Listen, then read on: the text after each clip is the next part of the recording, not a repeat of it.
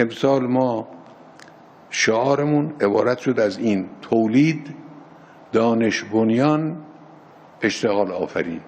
رهبر معظم انقلاب چندین بار سالهای مختلف را با نام تولید نامگذاری فرمودند.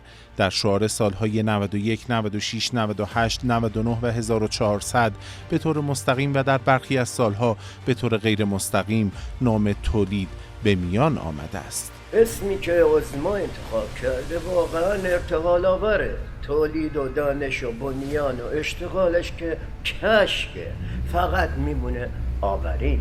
اینجاست که باید گفت عظما جون آورین. ما مطابق منویات مقام عظما و به کوری چشم استکبار جهانی بنیانمون رو دانشمالی خواهیم کرد و پرچم اشتغال رو در بلاد تولید ولایی خواهیم کوبید. ما با استفاده از راهنمود مقام عظما تونستیم بسیجی‌هایی تولید کنیم که با نصف کیک و بدون ساندیس 3 روز متوالی راهپیمایی میکنن. ما رئیس جمهوری تولید کردیم که با سرعت 20 کلمه بر ثانیه سوتی میده. ما گوسفندی تولید کردیم که 30 سال پیش یه شب ولی فقیه شده. اینا دستاوردهای کمی نیست.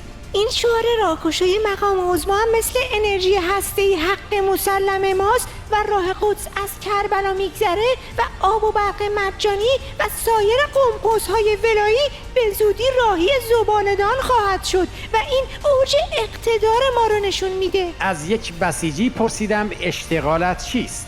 اون گفت در SDB کار میکنم.